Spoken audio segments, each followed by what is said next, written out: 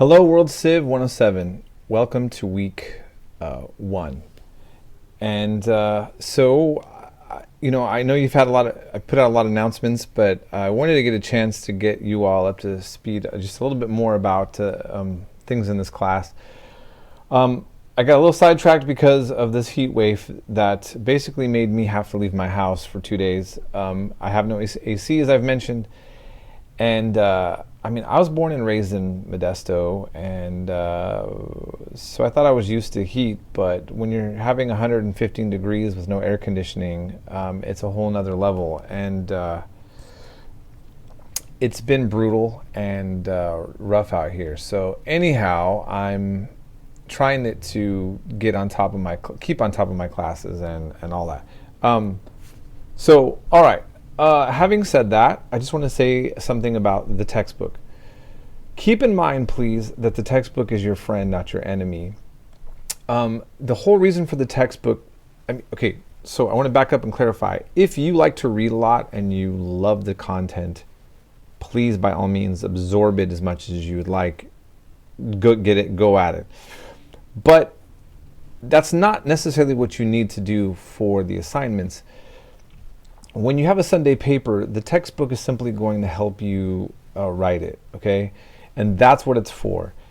If you get a textbook that doesn't 100% correlate, like in the edition you have with where I'm at and the readings, just fish around your textbook and find out where it's covering the topics that we're covering, okay? Just keep that in mind. Again, if you don't have your textbook yet, you can rely strictly on on doing notes with the videos and the links that are provided in the module. Just remember to look at the announcements that shows examples of what Works Cited should look like for this class and for this particular assignment. That's the main thing I wanted to just point out about the text. And I want to remind you that this is not a class where I have you memorize everything. There's no multiple choice.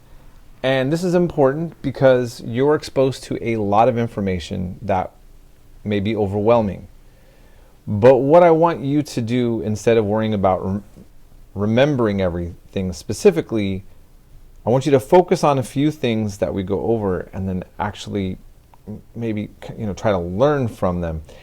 And what I think is important, and so that should be obvious, right? You go to college to learn, but a lot of you are going to school just to memorize something, to get a grade, and to move on.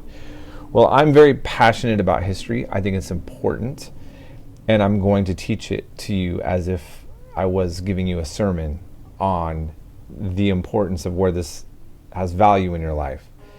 And a lot of it has to do, I just want to remind you that we live in a global society. The globe has always existed with people in societies, but it's very easy to live in isolation. And some countries are more in isolation than others. When I was in Thailand for several months, when I watched the news, it was very insular. They focused on police saving villagers from giant like serpents or other jungle animals. Maybe they cracked down on older ladies that were overcharging on flowers at the shrines. Of course, there's a much more complex aspect to Thai policing than that, but that's how the news portrayed it. And it's very focused on just the kings of Thailand and the importance of the kings. And what's interesting is that in Thailand, I'd sit in my room and I'd watch a channel, and there's all of these long documentaries and discussions about the value of all the kings, and it feels very much like this is important world news. And outside of Thailand, a lot of people are not getting any exposure to that at all. For those of us in the United States, we might be shocked how isolated we are in terms of understanding things that are being seen by other parts of the world, and maybe especially regarding our relationship politically and militarily with the rest of the world. What I really love about teaching World Civ 107 is it gets it gives you a chance, and you're not going to have this chance often unless you are a history major outside of being focusing on the US, of understanding more about this world we live in, outside of this isolation. We're going to get into big topics like the rise of China and what China means. China has a capitalist market economy. The largest communist party in the world comes out of China. How does communism and capitalism in China correlate? What do we make about the fact that communism, Marxism, comes from the Western tradition and the way it translates into the Chinese tradition, or North Korea, or to Cuba, and so forth. We're going to learn about the Middle East conflicts. My expertise is in the Israel-Palestine conflict. We're going to go over that in a very nuanced way. And that's the other thing that I want to say. My goal is to try to really put everything in a very nuanced way so that you can not feel like I'm shoving some propaganda down your throat, but you'll actually have a chance to kind of reflect upon how many sides could look at these very intense and important events. And I think that right now, especially with what's happened with COVID, the whole question of whether or not that it originated in China or what context, the rise of China, the way that the last president felt about it, what's happening with this president, what's going on in the world.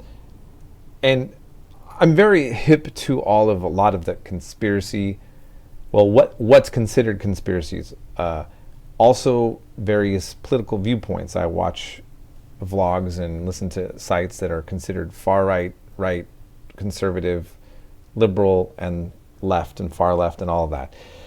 And I try to keep myself a little bit on the pulse of different trends going on and perspectives throughout this country and the world. I can't do that perfectly. It's just too time consuming and a little bit maddening, actually. But I think it helps me able to dish out a lot of information to all of you and help you maybe become more nuanced and saner and sounder and more informed when I see us being very much not.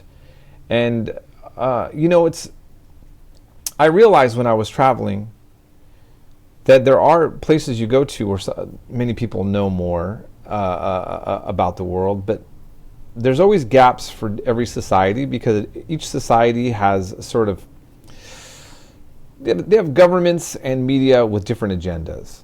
And we have to remind ourselves that we're hardly ever getting something truly independent, even with vloggers, which act as if they're just, there's people that are talking like me on the internet that are actually getting paid a lot of money by different sources to articulate a particular type of view.